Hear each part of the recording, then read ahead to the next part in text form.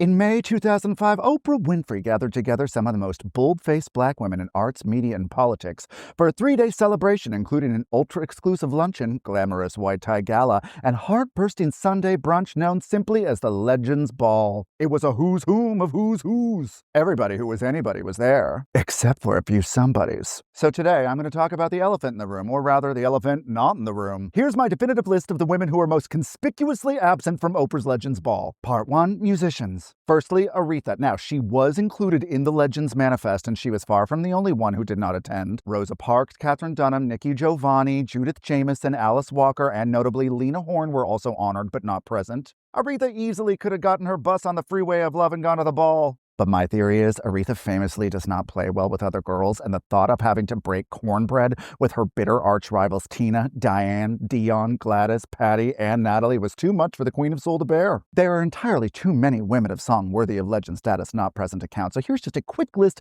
of my most glaring omissions, and I'd love to hear yours.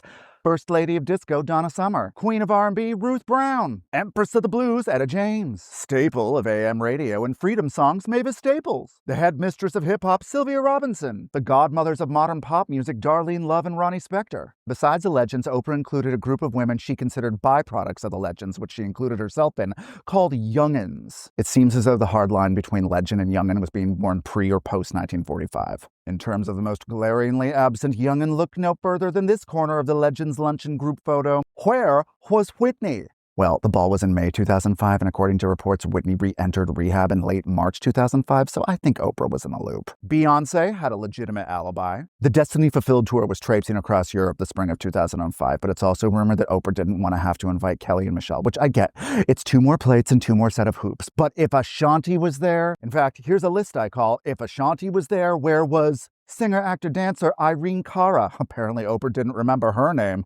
What a feeling. Singer, songwriter, multi-instrumentalist, and certified bop maker Patrice Rushen. Nary a single pointer nor Clark sister, even at the Sunday brunch. Oprah really seemed to have something against the music of the 90s and hip-hop in general. Because aside from Brandy, Missy, and Mary, where were Lauryn Hill? Only gave us one of the most seminal albums of all time. Miseducated does not even begin to describe her absence. Monica, was Oprah afraid that she'd sucker punch Brandy at lunch? Actually, she might have. Eve, probably the biggest female in rap at the time. My theory, Oprah didn't want her paw print titty tats out at lunch in front of Coretta Scott King. Ooh. T-Boz and Chili. Yes, Left Eye had left us at that point. But TLC is one of the biggest selling girl groups of all time. Salt or Peppa. Any woman from En Vogue or the Bad Boy family. And where was Toni Braxton? Did Oprah think she would pawn the hoops? She might have.